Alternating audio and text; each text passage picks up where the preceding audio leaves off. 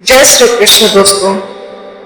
आज हम भगवत गीता के अध्याय 10 श्री भगवान का ऐश्वर्य के बारे में जानने की कोशिश करेंगे। भगवान श्री कृष्ण कहते हैं, भूव एव महाभाव श्रोण में परमा वचना यत्ते प्रियमार्य वक्षयामि हित काम्याय। श्री भगवान ने कहा, हे महाभाव अर्जुन, और आगे सुनो, चूंकि तुम मेरे प्रिय सखा हो, अतः मैं तुम्हारे लाभ के लिए ऐसा ज्ञान प्रदान करूंगा जो अभी तक मेरे द्वारा बताए गए ज्ञान से सर्वश्रेष्ठ होगा। पराशर मुनि ने भगवान शब्द की व्याख्या इस प्रकार की है, जो पूर्ण रूप से 6 ऐश्वर्यों, संपूर्ण शक्ति, संपूर्ण यश, संपूर्ण धन, संपूर्ण ज्ञान और संपूर्ण सौंदर्य तथा संपूर्ण त्याग से युक्त है, वह भगवान है। जब कृष्ण इस धराधाम पे थे तो उन्होंने 6 ऐश्वर्यों का प्रदर्शन किया था। इसलिए पराशर जैसे मुनियों ने कृष्ण को भगवान रूप में स्वीकार किया है। अब अर्जुन को कृष्ण अपने ऐश्वर्यों तथा कार्य का भी गुण ज्ञान प्रदान कर रहे हैं। इससे पूर्व 7वें अध्याय में प्रारंभ करके वे अपनी शक्तियां तथा उनके कार्य करने के विषय बता चुके हैं। अब इस अध्याय में वे अपने ऐश्वर्यों का वर्णन कर रहे हैं। पिछले अध्याय में उन्होंने दृढ़ विश्वास के साथ भक्ति स्थापित करने में अपने विभिन्न शक्तियों के योगदान की चर्चा स्पष्टता की है। इस अध्याय में पुनः वे अर्जुन को अपनी सृष्टियों तथा विभिन्न ऐश्वर्यों के विषय में बता रहे हैं। जैसे जैसे भगवान के विषय में कोई सुनता है, वैसे वैसे वह भक्ति में दृढ़ होता जाता है। मनुष्य को चाहिए कि भक्तों की संगति में भगवान के विषय में सदा श्रवण करे, इससे उसकी भक्ति बढ़ेगी। भक्तों के समाज में ऐसी चर्चाएं केवल उन लोगों के बीच हो सकती है जो सचमुच भक्त हैं। ऐसी चर्चाओं में अन्य लोग भाग नहीं ले सकते हैं। भगवान अर्जुन से स्पष्ट शब्दों में कहते हैं कि हे पार्थ, तुम मुझे अत्यंत प्रिय हो, अतः तुम्हारे लाभ के लिए ऐसी बातें मैं बता रहा हूँ। भगवान दूसरे श्लोक में कहते हैं, न तो देवतागण मेरी उत्पत्ति या ऐश्वर्य को जानते हैं और न महर्षिगण ही जानते हैं, क्योंकि मैं सभी प्रकार से देवताओं और महर्षियों का भी कारण स्वरूप हूँ। भगवान कृष्ण ही परम है, उनसे बढ़कर कोई नहीं, वे समस्त कारणों के कारण हैं। यहाँ पर भगवान स्वयं कहते हैं कि वे समस्त देवताओं तथा ऋषियों के कारण हैं। देवता तथा महर्षि तक कृष्ण को नहीं समझ पाते। जब वे उनके नाम या उनके व्यक्तित्व को नहीं समझ पाते तो इस क्षुद्र लोक में तथाकथित विद्वान के विषय में क्या कहा जा सकता। कोई नहीं जानता कि भगवान क्यों मनुष्य रूप में इस पृथ्वी पर आते हैं और ऐसे विस्मयजनक असामान्य कार्यकलाप करते हैं।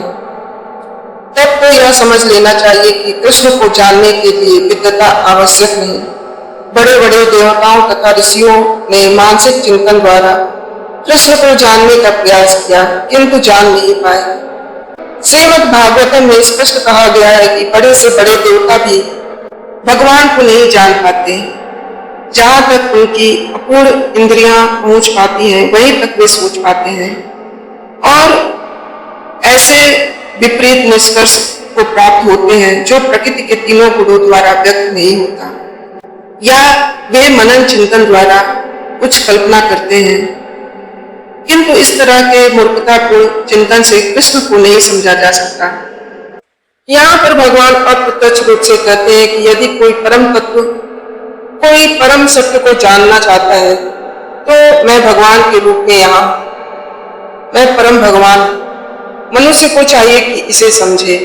यद्यपि अचिंत्य भगवान को साक्षात रूप में कोई नहीं जान सकता, तो भी वे विद्यमान रहते हैं। वास्तव में हम सच्चिदानंद रूप कृष्ण को तभी समझ सकते हैं जब भगवत गीता तथा श्रीमद् भागवतम में उनके वचनों को जाने जो भगवान की अपराशक्ति में है। उन्हें ईश्वर की अनुभूति किसी शासन करने वाली शक्ति या निर्विशेष ब्रह्म रूप में होती है। भगवान को जानने के लिए दिव्य स्थिति होना आवश्यक है।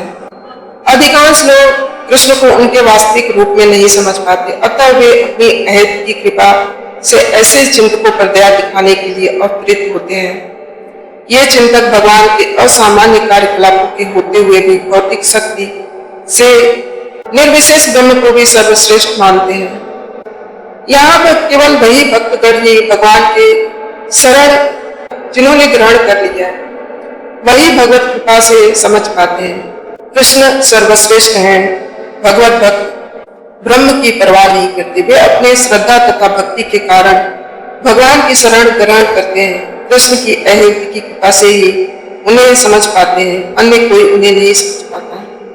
अतः बड़े से बड़े ऋषि भी स्वीकार करते हैं कि आत्मा तथा परमात्मा तो वह है जिनकी हम पूजा करते हैं।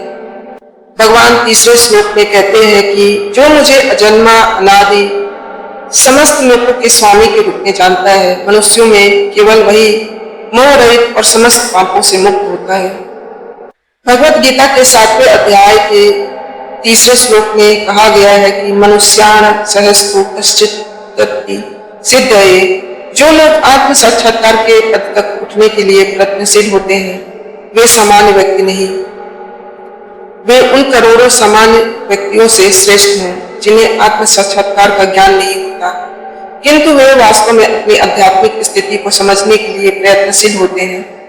उनमें से श्रेष्ठ वही है जो यह जान लेता है कि कृष्ण ही भगवान प्रत्येक वस्तु के स्वामी तथा अजन्मा है। वही सबसे अधिक सफल अध्यात्म ज्ञानी है। जब वह कृष्ण के परम स्थिति को पूरी तरह समझ लेता है, उसी दशा में वह समस्त पाप कर्मों से मुक्त हो जाता है। भगवान को अजन्मा कहा गया है, किंतु वे द्वितीय अध्याय में वर्णित उन जीवों से भिन्न है जिन्हें अज कहा गया है। भगवान जीव से भिन्न है क्योंकि जीव भौतिक आसक्तिवश जन्म लेते हैं तथा मरते हैं। बद्ध जीव अपना शरीर बदलते रहते हैं, किंतु भगवान का शरीर परिवर्तनशील नहीं है। यहाँ तक कि जब वे इस लोक में आते हैं तो भी उसी अजन्मा रूप में आते हैं। इसलिए चौथे अध्याय में कहा गया है कि भगवान अपनी अंतरंगा शक्ति के कारण अपराशक्ति माया के अधीन नहीं है, अपितु पराशक्ति में रहते हैं। मनुष्य को यह जानना चाहिए कि भगवान कृष्ण ब्रह्मांड के सभी लोगों के परम स्वामी हैं। वे सृष्टि के पूर्व के और अपनी सृष्टि से भिन्न हैं। सारे देवता इसी भौतिक जगत में उत्पन्न हुए, किंतु कृष्ण अजन्मा है, अतः वे समस्त लोगों के परम पुरुष हैं। श्री कृष्ण उस हर वस्तु से भिन्न है जिसकी सृष्टि हुई है। जो उन्हें इस रूप में जान लेता है, वह तुरंत ही सारे पाप कर्मों से मुक्त हो जाता है। भगवान का ज्ञान प्राप्त करने के लिए मनुष्य को समस्त पाप कर्मों से मुक्त होना चाहिए।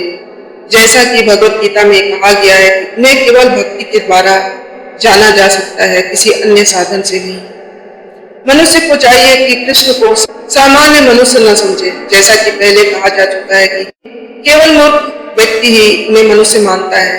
इसे यहाँ भिन्न प्रकार से कहा गया है। जो व्यक्ति मूर्ख नहीं है, जो भगवान के स्वरूप को ठीक से समझ सकता है, वह समस्त पाप कर्मों से मुक्त है। यदि कृष्ण देवकी पुत्र के रूप में विख्यात है, तो फिर वे अजन्मा कैसे हो सकते हैं? इसकी व्याख्या श्रीमद् भागवतम में भी की गई है। जब वे देवकी तथा वसुदेव के समक्ष प्रकट हुए तो वे सामान्य रूप की तरह नहीं चले, वे अपनी आदि रूप में प्रकट हुए, फिर एक सामान्य शिशु में परिणित हो गए। कृष्ण की अध्यक्षता में जो भी कर्म किया जाता है वह दिव्य है।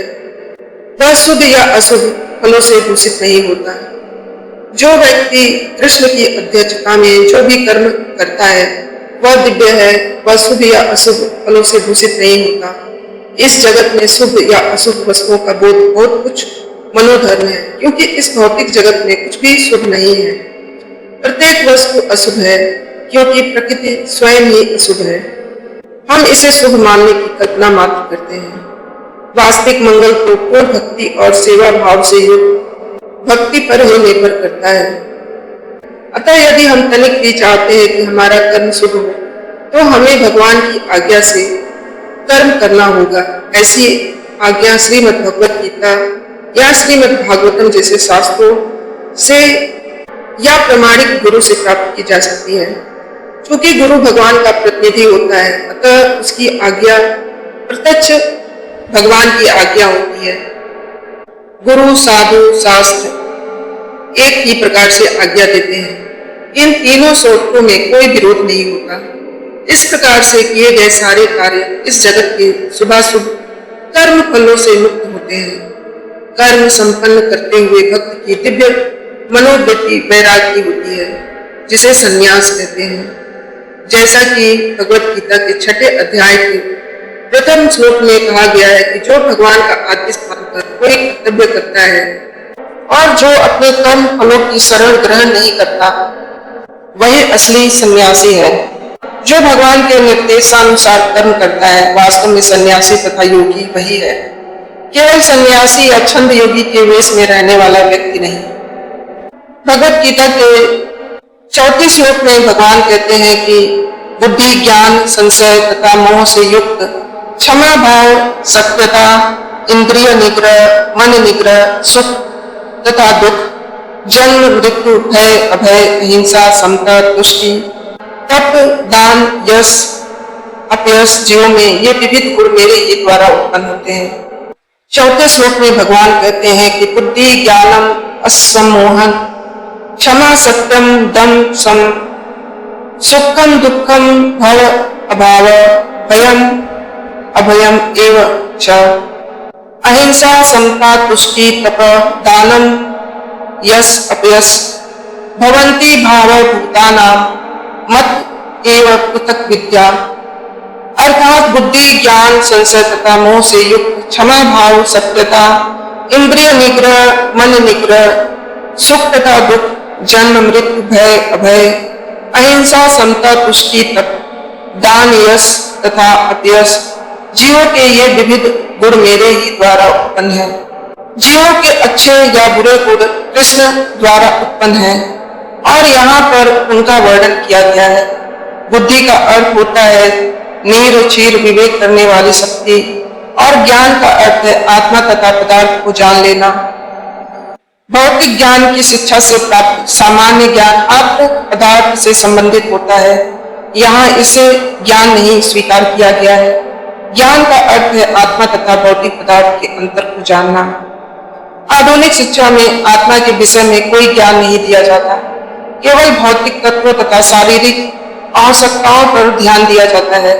फलस्वरूप शैक्षिक ज्ञान पूर्ण नहीं है। इसलिए आज की जो भौतिक ज्ञान है वो पूर्ण नहीं है। संशय तथा मोह से मुक्ति तभी प्राप्त हो सकती है जब मनुष्य झिझकता नहीं और दिव्य दर्शन को समझता है। वह धीरे धीरे निश्चित रूप से मोह से मुक्त हो जाता है। हर बात को सतर्कता पूर्वक ग्रहण करना चाहिए। आंख मूंद कर कुछ भी स्वीकार नहीं करनी चाहिए। क्षमा का अभ्यास करना चाहिए। मनुष्य को सहिष्णु होना चाहिए और दूसरों के छोटे छोटे अपराध क्षमा कर देना चाहिए। सत्यम का अर्थ है तथ्यों को सही रूप में अन्यों के लाभ के लिए प्रस्तुत किया जाए। तथ्यों को तोड़ना मरोड़ना नहीं चाहिए। सामाजिक प्रथा के अनुसार कहा जाता है कि वही सत्य बोलना चाहिए जो अन्यों को प्रिय लगे, किंतु यह सत्य नहीं है। सत्य को सही सही रूप में बोलना चाहिए जिससे दूसरे लोग समझ सके सच्चाई क्या है।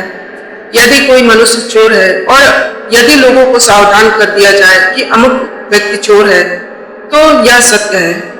यद्यपि सत्य कभी कभी अप्रिय होता है, किंतु सत्य कहने में संकोच नहीं करना चाहिए। सत्य की मांग है कि तथ्यों को यथारूप में लोकहित के लिए प्रस्तुत किया जाए। यही सत्य की परिभाषा है।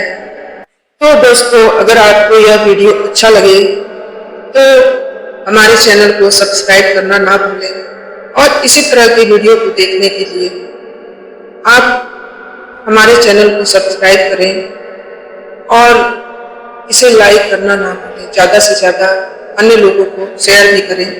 अगर आपको यह वीडियो अच्छा लगे तो कमेंट में जय श्री कृष्ण जरूर बोलें। धन्यवाद। जय श्री कृष्ण, जय श्री राम।